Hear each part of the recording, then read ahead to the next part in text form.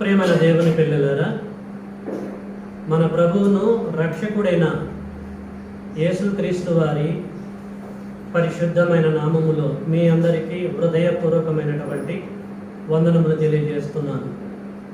ప్రియులారా, ఈ సమయంలో పరిశుద్ధ గ్రంథముల నుంచి మరొక అమూల్యమైనటువంటి అంశాన్ని లేఖనానుసారంగా తెలుసుకుందాం. మనము తెలుసుకునే అంశము ఈ సమయంలో పరలోకమునకు మార్గము. పరలోక మార్గం అండి, చాలా ప్రాముఖ్యమైన అంశము. ప్రతి ఒక్కరు వింటూ గ్రహించాలి. ప్రియులారా, నేను లాస్ట్ సండే పరలోకానికి సంబంధించిన గవిని గురించి మాట్లాడాను. ఆదివారము ఆరాధన నిర్లక్ష్యం చేస్తే నష్టమేంటో సంగతులు బోధించాను. ఆ గవినికి సంబంధించిన అంశమే ఇది, కాబట్టి జాగ్రత్తగా పరిశీలించండి. మీ దగ్గర ఉన్న బైబిల్ ఓపెన్ చేయండి.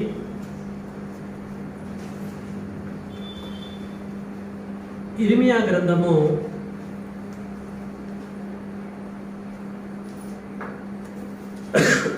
6వ అధ్యాయము. నేనే చదువుతున్నా, మీరు చూడండి. అవసరం అనుకున్నప్పుడు మీరు చదవండి. ప్రస్తుతం అయితే నేను చదువుతున్నా. ఇర్మియా గ్రంథము 6వ అధ్యాయము 16. స్పీడ్గా ఉండాలండి.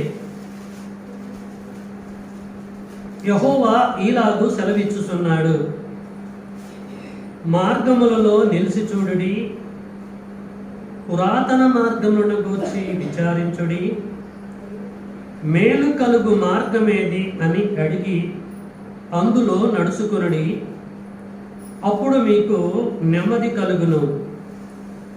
అయితే వారు మేము అందులో నడుచుకొనమని చెప్పుకొనుచున్నారు. చాలండి. ప్రేమైన దేవుని పిల్లలారా, మన అంశానికి సంబంధించిన అద్భుతమైనటువంటి వచన భాగాలు చదువుకున్నాము ఇర్మియా గ్రంథములో నుంచి. ఇర్మియా గ్రంథము ఎప్పుడు రాయటం జరిగింది? ఇర్మియా గారు క్రీస్తుకు పూర్వము 627 సంవత్సరాల క్రితము ఇర్మియా గ్రంథాన్ని ఇర్మియా గారు రాశారు. క్రీస్తుకు పూర్వము 627, క్రీస్తు తర్వాత 2024 ఇది. అంటే దాదాపు 3000 సంవత్సరాల క్రితపు సంగతులని మనము ధ్యానిస్తున్నాం. కాబట్టి మీ మనస్సులు ఎక్కడికో పంపించకుండా జాగ్రత్తగా మీరు వింటూ పరిశీలించాలని కోరుతున్నాను. ప్రియులరా, ఇర్మియా గారు ఈ గ్రంథాన్ని రచించే కాలముకు, ఆ టైంకి ఇశ్రాయేలు యొక్క పరిస్థితి ఎలా ఉంది అని ఆలోచిస్తే యేసుబాబు ఏమైనా తేడా ఉందా? నేను చూస్తాను, నాకు డౌట్ వస్తుంది. ఏం ఆగిపోలే కదా, ఎందుకంటే నా మైండ్ డైవర్ట్ అయ్యింది అనమాట. ఆ కాలానికి ఇశ్రాయేలు యొక్క పరిస్థితి ఎలాగుంది అనేది మనం ఆలోచించాలి.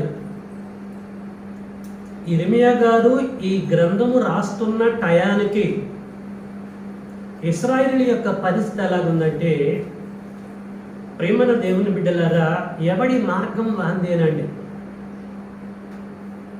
విచ్చలవిడితనం, నచ్చినట్టుగా ప్రవర్తిస్తున్నారు. ఒక దేవుని భయము, సేవకుడి భయము, దేవుని యొక్క ఆరాధన చేయాలనేటువంటి భయము, పవిత్రంగా ఎలాగ జీవించాలా అనేటువంటి ఆలోచన లేదు.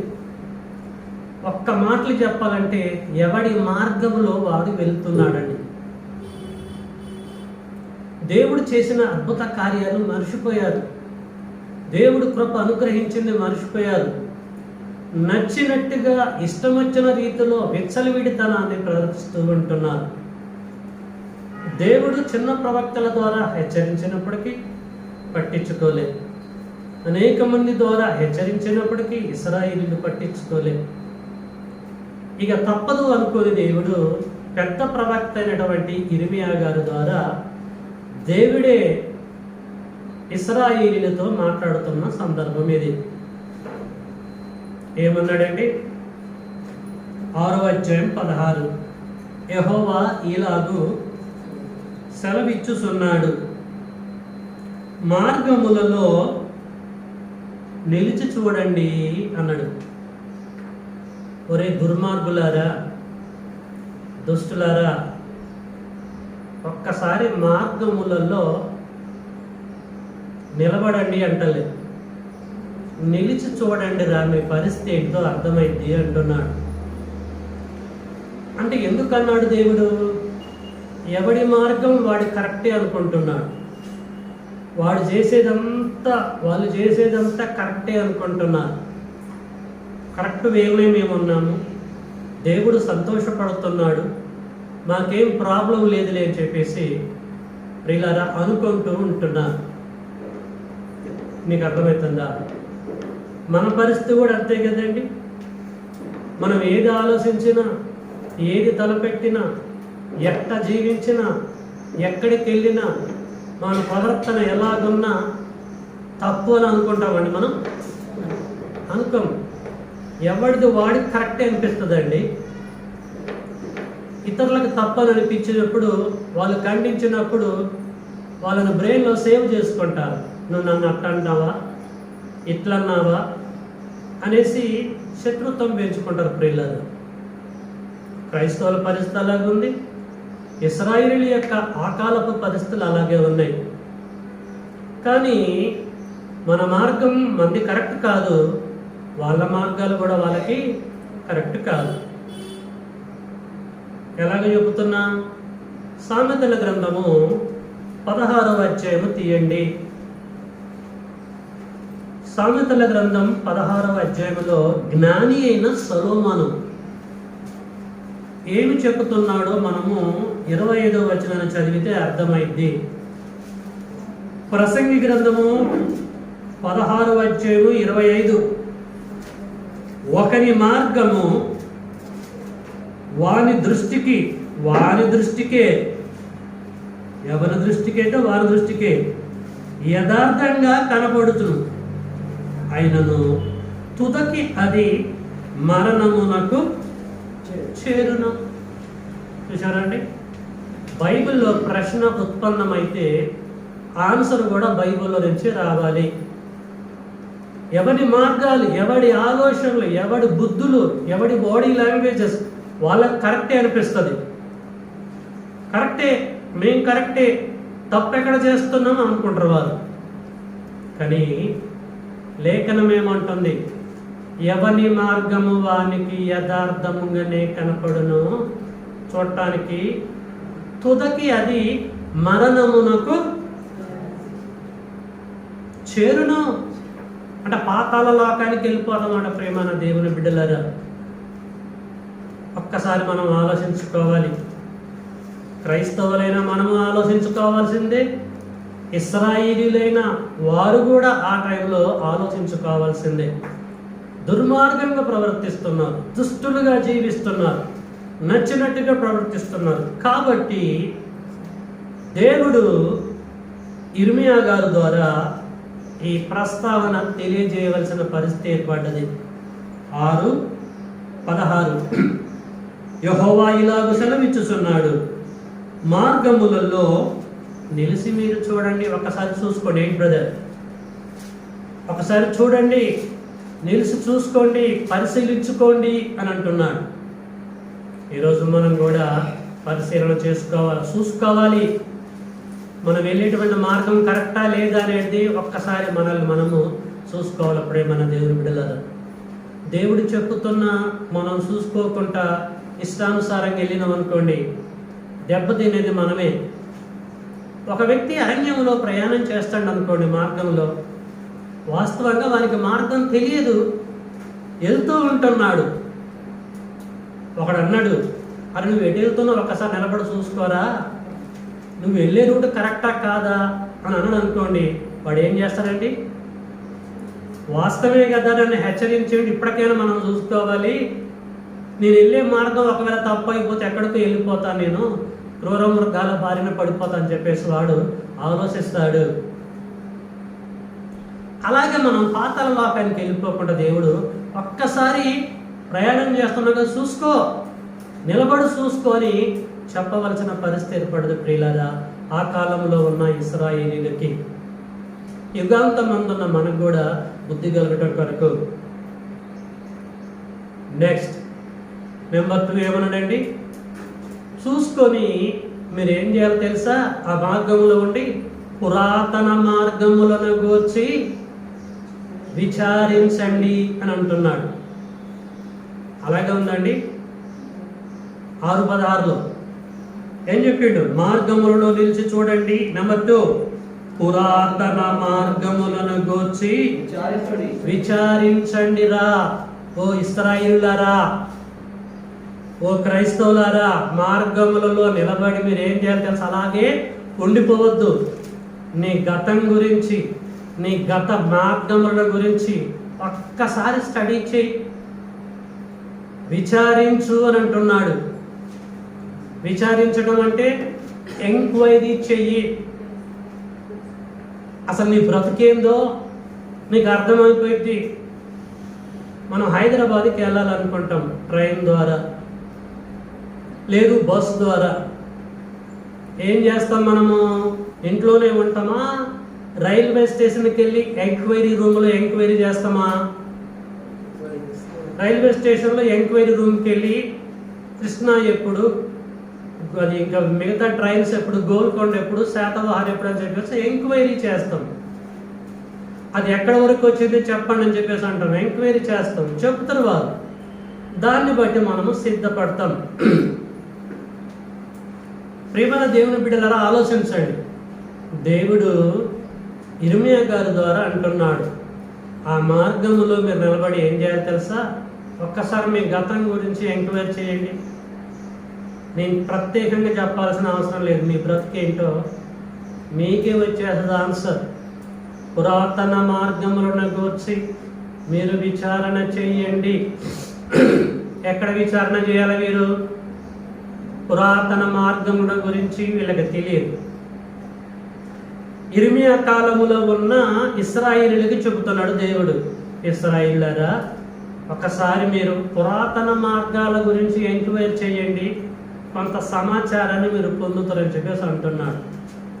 అంటే పురాతన కాలములు అంటే పితరుల కాలం ఉంది, ఇశ్రాయేలులు ఐగుప్తులో నివసించిన కాలం ఉంది, సొదొమ గొమొర పట్టణములో బ్రతికిన కాలం ఉంది, ఆదాము అవ్వల కానించి నోవా కాలం వరకు బ్రతికిన కాలం ఉంది. ఆ కాలంలో ప్రజలు ఎలాగ బ్రతికారు, ఎలాగ జీవించారో మీకు తెలియదు కదా. 14, 15, 20 తరాల ప్రజలు మీరు, మీకేం తెలియదు. కాబట్టి మీరు ఏం చేయాలి? ఎంక్వైరీ చేయాలి. ఎవరిని మీరు ఎంక్వైరీ చేయాలి? సమాచారం మీకు దొరకాలంటే మీ కళ్ళ ముందున్న సేవకులనైనా అడగాలి, పెద్దలనైనా అడగాలి, ఏమండి న్యాయాధిపతులనైనా అడగాలి, ఇంకా ఎవరినైనా అడగాలి. ఎవరు చెప్పకపోయినా పాత గ్రంథపు ప్రతులు ఉన్నాయిగా, వాటినైనా మీరు చదవండి. అబ్రహాం గురించి చెప్తారు, ఇస్సాకు గురించి చెప్తారు, నోవా కాలపు పరిస్థితుల గురించి చెప్తారు, అర్థమైపోయింది. వన్స్ మీరు ఆన్సర్ పొందిందనుకో, పురాతన కాలపు సంగతులు విని ఆన్సర్ పొందిందనుకో, మీరు ఎలర్ట్ అయ్యేటువంటి అవకాశాలు ఉంటాయి. కాబట్టి నా బిడ్డలారా, పురాతన మార్గముల గురించి ఒకసారి మీరు ఎంక్వైరీ చేయండి అని అంటున్నాడు. క్రైస్తవులమైన మనం కూడా మన 20 years బ్యాక్ స్టోరీ గురించి ఒకసారి ఎంక్వైరీ చేయాలి.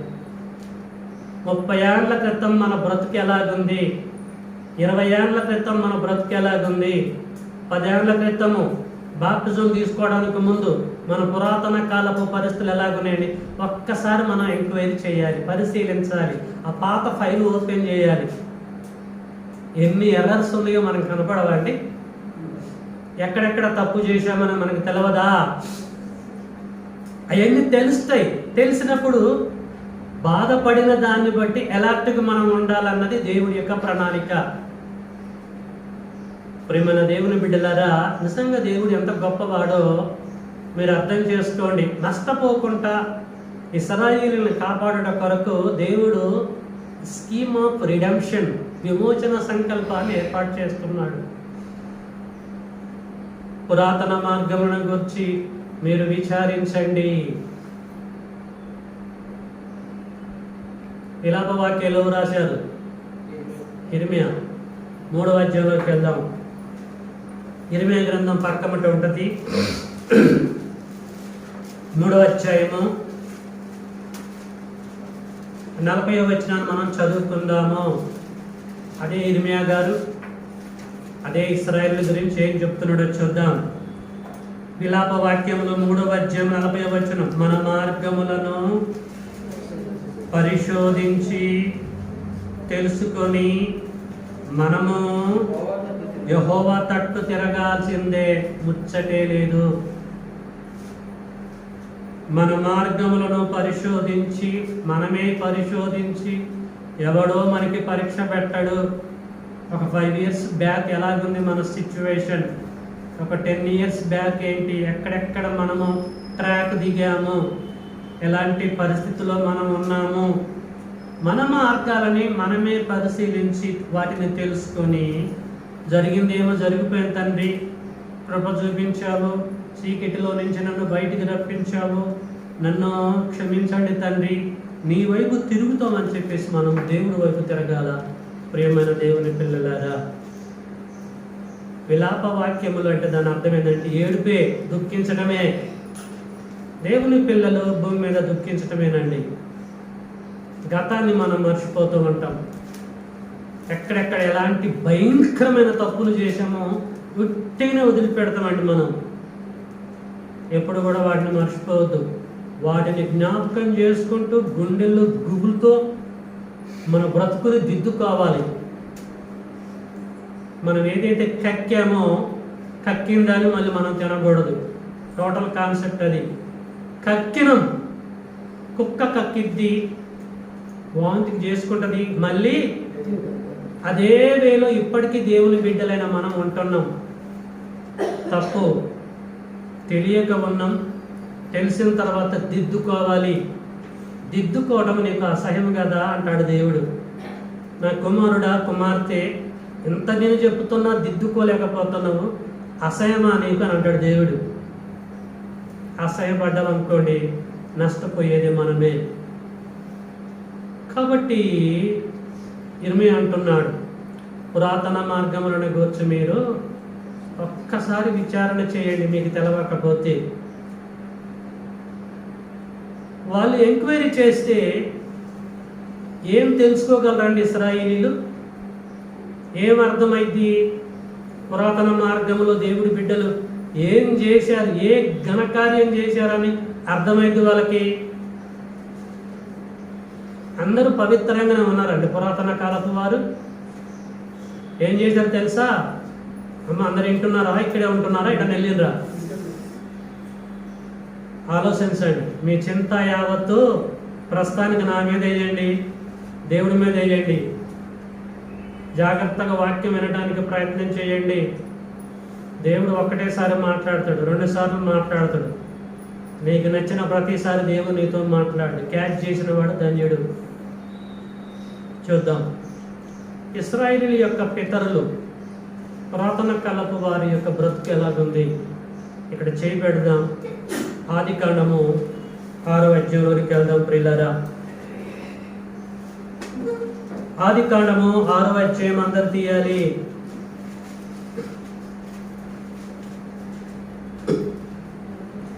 ఆదికాండము 6వ అధ్యాయము 12వ వచనము.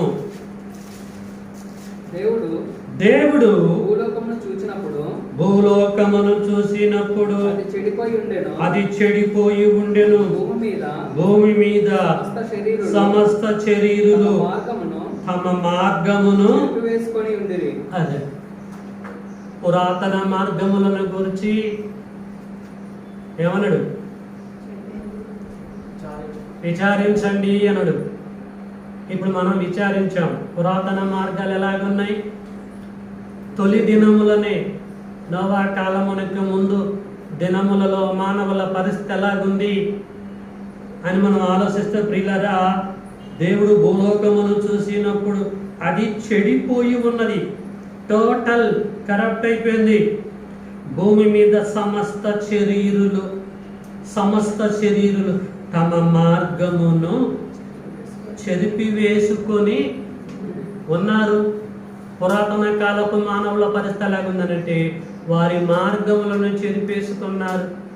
దేవుడు వాళ్ళ ముందు పెట్టిన మార్గములను ఈ మార్గములతో మాకు పని లేదని ఆ మార్గములన్నీ కూడా చెరిపేసుకున్నారట. ప్రియమైన దేవుని పిల్లలారా, జలప్రలయం ఎందుకు వచ్చింది అనుకుంటున్నారండి? సమస్త చర్యలు దెబ్బతినిపోయారు. దేవుడు ఒకటనుకుంటే ఒకటి జరిగింది. వాళ్ళ మార్గాలు మొత్తం చెరిపి వేసుకున్నారు. పురాతన కాలపు మానవుల పరిస్థితి. కాబట్టి దేవుడు ఏం చేశాడు? ఆకాశము తూములు విప్పేసి ప్రచండమైనటువంటి వర్షాన్ని కురిపించి సర్వజనులని నాశనం చేసిండు. Because of their deep since. వారు లోతైనటువంటి పాపములను బట్టి. అర్థం చేసుకోండి, పురాతన మార్గములలో ఉన్న ప్రజల జీవన శైలి ఎలాగుందనంటే ఒక్కడు లేడండి, అందరూ దుర్మార్గులే, అందరూ దుష్టులే, నచ్చినట్టుగా ప్రవర్తించారు. ప్రియులారా, దేవుణ్ణి టోటల్గా మినిమైజ్ చేసేసారు. సాతాను కానీ వారికి లిఫ్ట్ చేసేసారు. ఏం చేయాలి చెప్పండి? ఇశ్రాయేలీయుల యొక్క పురాతన కాలపు ప్రజలు దెబ్బతినిపోయారు. సొదొమ గొమొర్రా పట్టణాన్ని గురించి మనం ఆలోచిస్తే ఏమండి, లోతింటికి ఎవరు వచ్చారండి? దేవదూతలు వచ్చారు. ఇంటికి వచ్చిన దేవదూతలతో ఎవడైనా పాపం చేస్తాడండి? అతిథులతో? సరే, యవనస్తులు ఏదో పెద్దవారంటే ఏదో దుర్మార్గులు తప్పు చేశారు అనుకుందాం. చిన్న చిన్న పిల్లగాళ్ళకి ఏం పని అండి? అంటే పాపము తారాస్థాయికి ఎలాగ వెళ్ళిపోయిందో అర్థం చేసుకోండి. చిన్న చిన్న పిల్లలు కూడా వచ్చి కూడా క్యూ పెట్టారట వాళ్ళ ఇంటి ముందు. ఈ రాత్రి నీ ఇంటికి వచ్చినటువంటి ఎవరో వాళ్ళని బయటికి రప్పించండి, వారితో మేము పాపం చేస్తామని చెప్పేసి అన్నారండి. ఎంత దారుణం ప్రియులారా, మీరు అర్థం చేసుకోండి. ఎంత ఘోరమో అర్థం చేసుకోండి. పురాతన కాలపు పరిస్థితులు కోసి ఇప్పుడు కూడా అలాగే ఉన్నాయండి, లేవా? 21వ శతాబ్దంలో అది అజ్ఞాన కాలము పోని చేసేదని చెప్పేసి మనం అనుకుందాం. మరి ఇది అజ్ఞాన కాలమా, విజ్ఞాన కాలమా? విజ్ఞానం, టెక్నాలజీని డెవలప్ చేసుకున్నాం. చిన్న చిన్న పిల్లలు కూడా, పెద్ద పెద్ద వయసు వారు చిన్న చిన్న పిల్లలతో పాపం చేస్తున్నారు, దుర్మార్గంగా జీవిస్తూ ఉంటున్నారు. ప్రియమైన వారులారా, అర్థం చేసుకోండి. ఏ భేదము లేదు. రోమా 3:23. ఏ భేదము లేదు. చిన్నపిల్లలు, బాలురు, యవనస్తులు, ముసలోడు నాన్న నువ్వు పెళ్లి చేసుకుంటావా అంటే వాడు ఏమంటాడు తెలుసా? పిచ్చోడా అని అంటాడు. వాడు అయ్యా నాకెవడు ఇస్తారు రా పిల్లని అంటాడు. అంటే ఇస్తే చేసుకోవాలనే. మీకు అర్థమైందా పాయింట్? నాకెవడు ఇస్తారు రా ఈ వయసులో? అర్థం చేసుకోండి. ఘోరంగా ఉంది ప్రియమైన వారులారా. పురాతన కాలపు పరిస్థితులు బాగలేవు.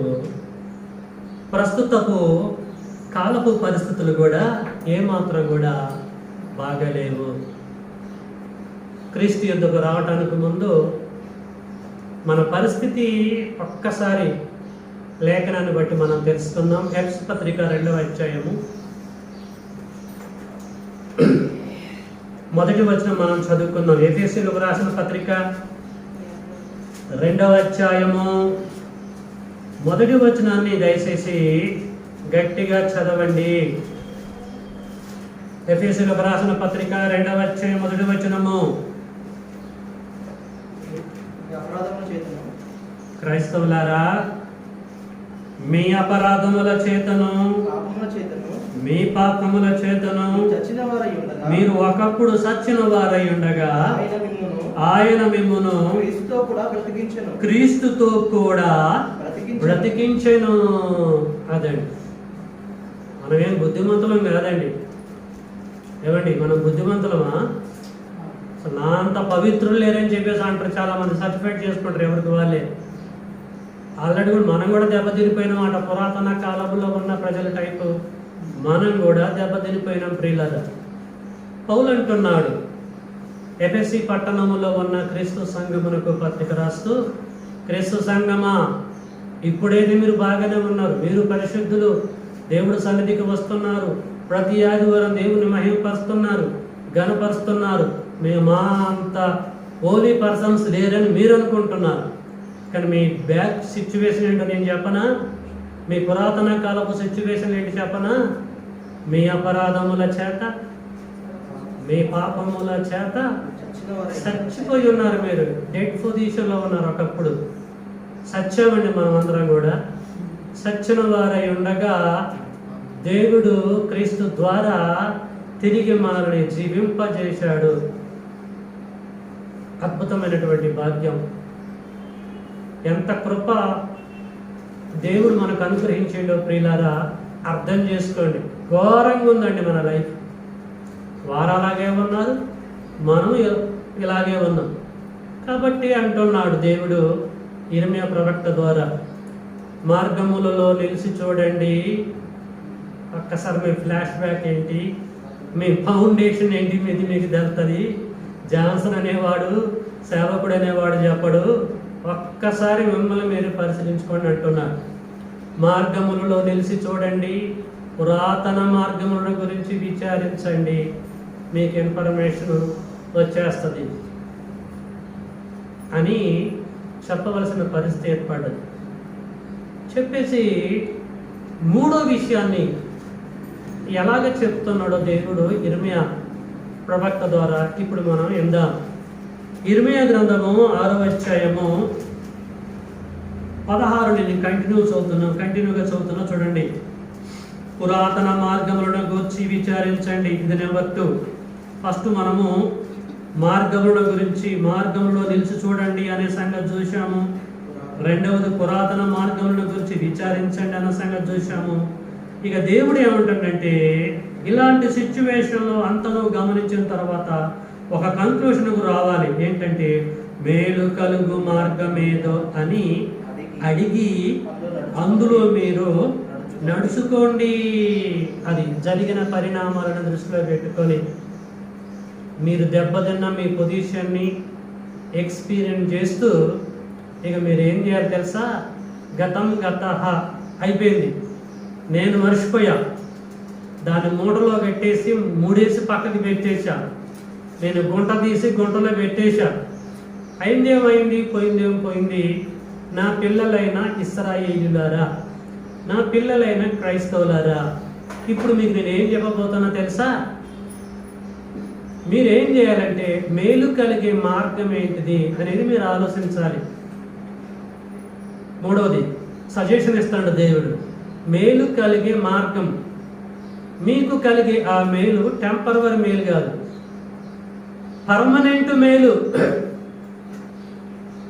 మీకు కలిగే పర్మనెంట్ మేలు గురించి మీరు విచారణ చేయండి.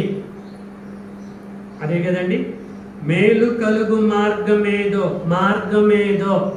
ఇప్పటివరకు మీరు నడుస్తున్న మార్గాలన్నీ కరెక్ట్ అనుకున్నారు, అవన్నీ తప్పు అని నేను చెప్పారు.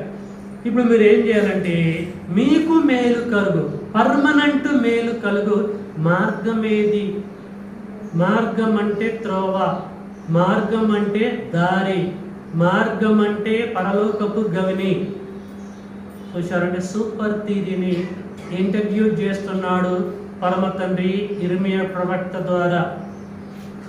యేసుక్రీస్తు వారు పుట్టడానికి ముందే యేసును గూర్చిన సమాచారం అందిస్తున్నాడు. మేలు కలుగు మార్గమేదో అని అడిగి అందులో మీరు నడుచుకోండి. అడగాలి, తెలుసుకోవాలి, అందులో నడవాలి. మీరు మేలు కలుగు మార్గమేదో అని అడగాలి. ఎవరిని అడగాలి? ఇశ్రాయేలీయులారా, మీరు అడిగి తెలుసుకోవాలి. మేలు కలుగు మార్గం ఎక్కడుందని అడగాలి.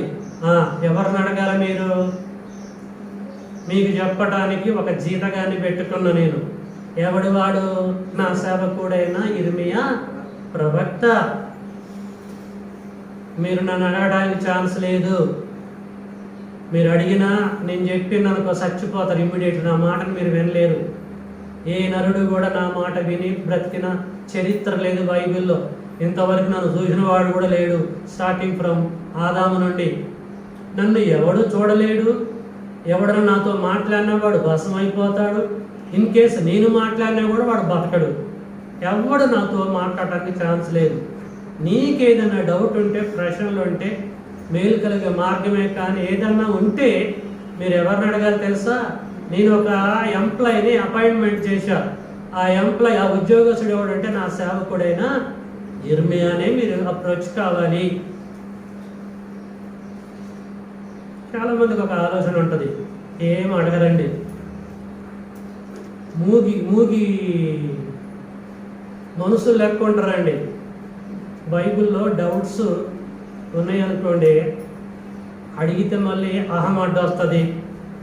అడగడం ఏంటి, సేవకులను అడగడం ఏంటిది, తెలిసిన వాళ్ళు అడగడం ఏంటిదని అడగరండి. బైబిల్ ఉంది కదా, చదువుతాం. మాకే దేవుడు అన్నీ చెప్తాడు, పరిశుద్ధాత్ముడే బయలుపరుస్తాడు, ఒక్కరిని మేము అడగాల్సిన అవసరం ఏందని అనుకుంటారు. అది కరెక్టా అండి? ప్రేమైన దేవుని బిడ్డలారా, ఆలోచించండి. మీకు ఏ డౌట్ ఉన్నా, ఇశ్రాయేలుడికి ఏ డౌట్ ఉన్నా ఎవరిని కన్సల్ట్ కావాలి? సేవకుడిని కన్సల్ట్ కావాలి. ఓపెనర్ సేవకులు కాదు, ఇలా స్పెషలిస్ట్ని కన్సల్ట్ కావాలి. నేను లాస్ట్ టైం కూడా అదే అన్న, రూపాయనారా అలా చాలా జ్ఞానం ఉంది, దాన్ని తప్పు పట్టుకునేరు. ఇలా రూపాయనారా, 1000 రూపాయలు, 100 రూపాయల సేవకులు ఉంటారట, ఉంటారు. ఎట్టుంటారో అని అడగండి, నేను చెప్తా. అందుకొరకే అన్నా నేను. ప్రియమైన దేవుని బిడ్డలారా, జబ్బు వచ్చింది అనుకో, డాక్టర్ని కన్సల్ట్ కావాలి.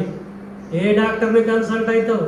మన ఇంటి పక్కన ఆర్ఎంపీ కూడా ఉంటాడు, పిఎంపీ, ఇంకే ఎంపీ ఉంటాడు. వాళ్ళని కన్సల్ట్ అవుతామా? స్పెషలిస్ట్నా? స్పెషలిస్ట్. గుండెకి ఏదైనా చేయాలి, ఏదో హోల్ పడ్డది, ఆర్ఎంపీ దగ్గరికి వెళ్తామా?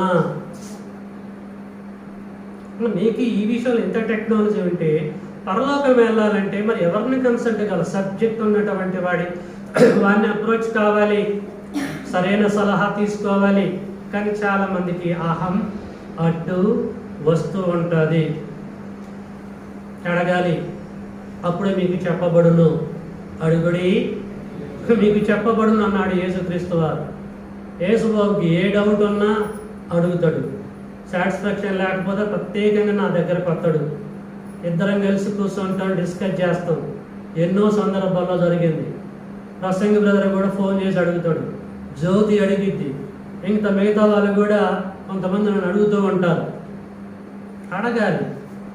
అడుగుతున్నారు అంటే ఆత్మీయంగా ఎదుగుతున్నారని అర్థం.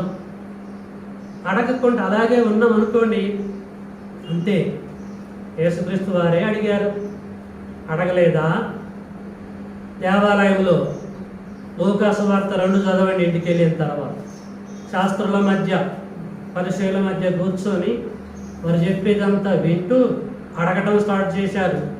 యేసే అడిగిండు, ఆఫ్టర్ నువ్వెంత నేనంత, నాకు కూడా ఏదైనా డౌట్ వస్తే, నిన్న 80 రూపాయల నుంచి ఒక సహోదరుడు సమీల్ గారు నేను ఒక డౌట్ అడిగాడు, కోరహ కుమారులు ఎవరు అని. అయ్యా చెప్పండి అని.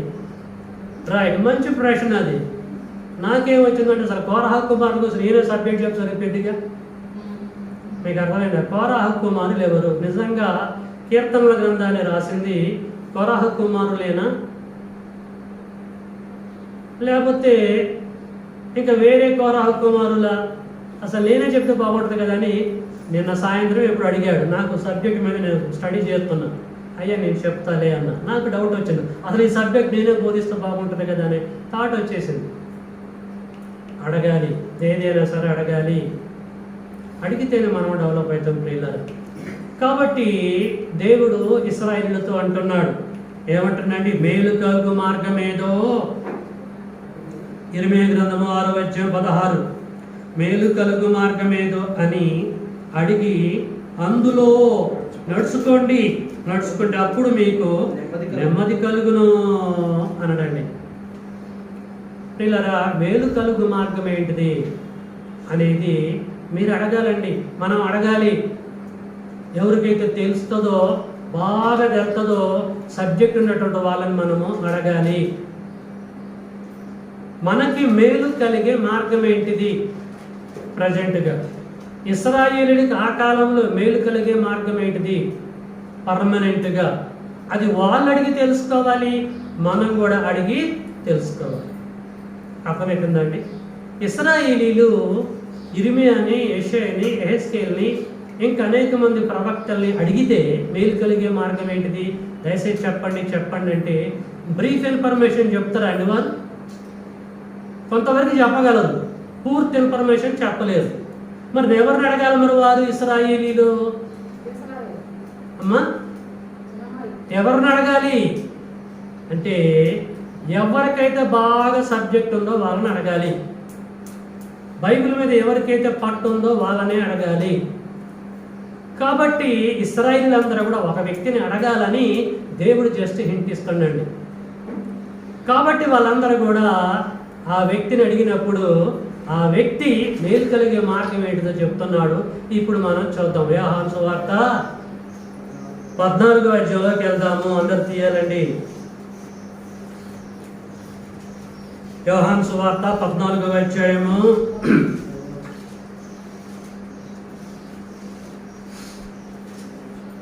6వ వచనం. కూర్చున్నామా? యోహాను సువార్త 14వ అధ్యాయం 6వ వచనం. యేసు, చూశారండి, ఎంక్వైరీ చేస్తున్నారు వీళ్ళు, ఇశ్రాయేలే వీళ్ళు అడిగారు. వచ్చి అడిగినప్పుడు చెప్తున్నాడు, యేసు, నేనే మార్గమును, నేనే సత్యమును, నేనే జీవమును, నా ద్వారానే తప్ప ఎవడును తండ్రి యొద్దకు రాడు. తండ్రి ఎక్కడున్నాడు? పరలోకంలో. తండ్రి యొద్దకు రాడు. మీరు నన్ను ఎరిగి ఉంటే నా తండ్రిని ఎరిగి ఉందురు. ఇప్పటి నుండి మీరు ఆయనను ఎరుగుదురు, ఆయనను చూచి ఉన్నారని చెప్పాను. అదండి దేవుడు ఇర్మియా ప్రవక్త ద్వారా చెప్పిన ప్రకారంగా ఇశ్రాయేలీలందరూ కూడా యేసు దగ్గరికి వచ్చి మేలు కలిగే మార్గం ఏంటి చెప్పండి యేసు, దయచేసి చెప్పండి, చెప్పాలి మీరు. ఎందుకంటే మీ తండ్రి ఏం చెప్పిండు మాకు తెలుసు. ఈయన నా ప్రియ కుమారుడు, ఈయన యందు నేను ఆనందిస్తున్నాను, మీరు ఈయన మాట ఏనండి అని మీ తండ్రి చెప్పాడు. మాకు అది అర్థమైపోయింది. మీ తండ్రి చెప్పాడు కనుక మీ తండ్రికి రెస్పెక్ట్ ఇస్తున్నాం కనుక ఇప్పుడు మీరు ఏం చెప్తారో అని మీ దగ్గరికి వస్తున్నాము. మేలు కలిగే మార్గం ఏంటి చెప్పండి అన్నప్పుడు యేసు నవ్వి అప్పుడు కన్ఫ్యూషన్ ఇస్తున్నాడు. నేను మార్గమును అన్నాడండి. నేను మార్గమును అన్నాడా? నేనే మార్గమును అన్నాడా? నేనే సత్యమును అన్నాడా? నేను సత్యమును అన్నాడా? నేను జీవమును అన్నాడా? నేనే జీవమును అన్నాడా? ప్రతి దానికి నేనే నేనే నేనే అన్నాడండి. అందుకొరకే ప్రపంచంలో ఏ మతస్థులకి యేసు నచ్చటం లేదు. నేను మార్గం అంటే ఓకే, మేమేదో యాక్సెప్ట్ చేస్తాం ఆయన్ని. మేము నమ్మే వ్యక్తి ఆయన సరే ఈక్వల్ అనుకుందాం. కానీ ఏమేమంటాడు? నేనే అంటున్నాడు. అంటే మా ఊళ్ళందరూ పిచ్చోళ్ళ? అదేంటి శత్రుత్వం? మేము నమ్మే ఆ దేవుడు, మేము నమ్మే ఈ దేవుడు, ఎవరి మార్గంలో ప్రయాణం చేస్తున్నామో వాళ్ళు కూడా ఉన్నారు కదా. నేనే అంటున్నట్టు వీళ్ళంతా పిచ్చోళ్ళ? మా మార్గాలని తప్ప ఎవరి ఎందుకు విశ్వాసం ఉంటున్న వాళ్ళందరూ పిచ్చోళ్ళ? అట్లా చెప్తున్నాడు ఏంటిది? అందుకొరకే యేసు అంటే ఎవరికి పట్టలేదండి. ఆయన వాస్తవమే చెప్పాడు. నేనే మార్గమును అంటే ఫినిష్, మిగతా వాళ్ళంతా స్విచ్ ఆఫ్ అని దాని అర్థం. అర్థమైంది యేసుబాబు? ఇలా చాలా జ్ఞానం ఉంది. నేనే ఇక ఎవడైనా సరే నన్ను అప్రోచ్ కావాల్సిందే, నా దగ్గరకు రావాల్సిందే. నేనే మార్గమును. ఎక్కడికి? బైపాస్ రోడ్డు పరలోకానికి నేనే మార్గం. ఎవడన్నా రావాలంటే నా దగ్గరికి రావాల్సిందే. నేను ఒక నిత్యనైతే, పరలోకపు గుమ్మం అయితే వాడు నా దగ్గరికి రావాల్సిందే. నేనే వాడిని తీసుకొని పోతా, తీసుకెళ్ళి వాడిని పరలోకంలో పెడతా. అప్పుడు వానికి అది మేలైన మార్గం, పర్మనెంట్ మేలైన మార్గం. టెంపరరీ కాదు. మోషే కొంతకాలం వారికి మార్గంగా ఉన్నాడు, ఇర్మియా ఉన్నాడు, ఇంకా అనేక మంది మార్గదర్శకులుగా ఉన్నారు. అంత టెంపరవరీ. యేసు అంటాడు, నన్ను మీరు ఫాలో అయితే, మీరు నా దగ్గరికి వస్తే, నా మాట జీవిస్తే మీకది మేలు. నేనే మార్గమును, నేనే సత్యమును, నేనే జీవమును. ప్రేమైన దేవుడా, నా ద్వారానే తప్ప ఎవడు ఈ ప్రపంచంలో ఎనీబడీ ఇన్ దిస్ వరల్డ్, ఎవడు కూడా తండ్రి దగ్గరికి వెళ్ళాలంటే త్రూ ఛానల్ నేనే, వయా నేనే, జంక్షన్ నేనే. నా ద్వారా తెరని తీసుకొని పోయి తండ్రికి అప్పచెప్తా పరలోకంలో. నన్ను పక్కకు పెట్టేసి అక్కడికి వెళ్ళాలని సకల ప్రయత్నాలు చేస్తుంది ప్రపంచం అంతా. ఇదంతా వేస్ట్ అయిపోయింది. కాబట్టి ప్రసంగ బ్రదరు ఇది రాపించాల్సిన పరిస్థితి ఏర్పడ్డదండి. మీకు అర్థమవుతుందా అండి? యేసుబాబు ప్రసంగి ఇద్దరు కష్టపడి ఈ ఫ్లెక్సీ పెట్టారు. ప్రేమైన వాళ్ళ దీని మీద మీరు ఖచ్చితంగా బోధ చేయవలసిందే అన్నారు. నిన్న సాయంత్రం కూర్చొని మొత్తం స్టడీ చేసి అందిస్తున్న ప్రియులారా, పరలోక మనకు మార్గం మన ప్రభు అయిన యేసుక్రీస్తు వారు మార్గాన్ని ఏర్పాటు చేయడానికి వచ్చిండు తప్ప ఈ లోకానికి ఆయన మతాన్ని ప్రతిష్ఠ చేయడానికి రాలేదు. ఫర్ యువర్ కైండ్ ఇన్ఫర్మేషన్, యేసుది మతం కాదు, కానీ పరలోకపు మార్గం. ఆ మార్గాన్ని ప్రతిష్ఠ చేయటానికి వచ్చాడు, ప్రతిష్ఠించాడు, ఈ లోకం నుంచి వెళ్ళిపోయాడు. ఆయన ప్రతిష్ఠించినటువంటి ఆ మార్గంలో మనము ప్రయాణం చేయాలి. హెబ్రీ పత్రిక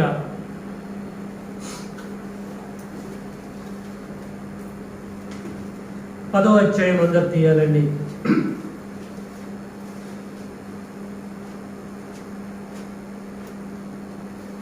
అపోస్తుడైనటువంటి పౌలు గారు రాసిన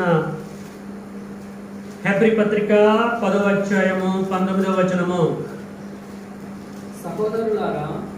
సహోదరులారా, యేసు మన కొరకు ప్రతిష్ఠించిన మతమా, మార్గమా? ఇది ఆలోచించండి. బైబిల్లో మతం లేదు. సహోదరులారా, యేసు మన కొరకు, అంటే మనం పరలోకం వెళ్ళాలి.